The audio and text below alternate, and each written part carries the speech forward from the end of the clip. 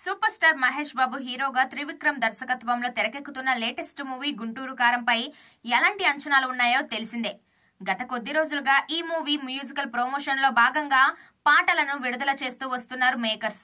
ఇప్పటికే 2 పాటలు విడుదలై మంచి రెస్పాన్స్ అందుకోగా తాజాగా 3వ పాట రిలీజ్ చేశారు. కుర్చీ మడత పెట్టి అంటూ సాగే ఈ మాస్ సాంగ్ ఇప్పుడు సోషల్ మీడియా అంతటా చర్చనీయాంశంగా మారింది. ఫ్యాన్స్ కి ఈ సాంగ్ నచ్చడం అనే విషయాన్ని పక్కన పెడితే ఎవరు ఊహించని విధంగా ఈ పాట కాంట్రవర్సీకి కేర్ ఆఫ్ అడ్రస్ గా మారింది. ఫ్యామిలీ ఇమేజ్ ఉన్న మహేష్ బాబు తన సినిమాలో ఇలాంటి పాటను ఎలా అంగీకరించాడా అని చాలా మంది నెటిజన్స్ దీని గురించే మాట్లాడుకుంటున్నారు. ఇక ఫ్యాన్స్ అయితే మహేష్ బాబు లాంటి స్టార్ ఇమేజ్ ఉన్న హీరో సినిమాలో ఇలాంటి బూతు పదాలతో కూడిన పాట పెట్టడం ఏంటని మూవీ టీం పై ఆగ్రహం వ్యక్తం చేస్తున్నారు. ఇదే సమయంలో ఈ పాట ఓనర్ అయిన కుర్చీ తాత గురించి, ఈ సాంగ్ కోసం అతనికి ఇచ్చిన రెమ్యునరేషన్ గురించి కూడా డిస్కషన్ నడుస్తోంది. హైదరాబాద్ లోని కాలా పాషా అనే ఓ తాత గతంలో ఇంటర్వ్యూలో తన జీవితం గురించి చెబుతూ కుర్చీ మడత పెట్టి అనే బూతు పదంతో కూడిన డైలాగ్ ని వాడాడు.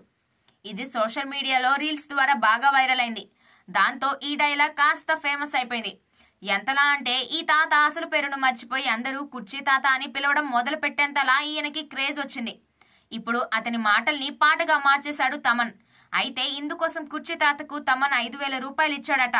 ఈ విషయాన్ని స్వయంగా కుర్చీ తాత ఓ ఇంటర్వ్యూలో చెప్పుకొచ్చాడు. ఇక తాత మాటల్ని మాస్ సాంగ్ గా మార్చి తాజాగా రిలీజ్ చేసిన కుర్చీ మడత పెట్టి ప్రోమో సాంగ్ లో మహేష్, శ్రీలీల మాస్ స్టెప్పులు బాగానే వేసినప్పటికీ చాలా మంది అసంతృప్తి వ్యక్తం చేశారు.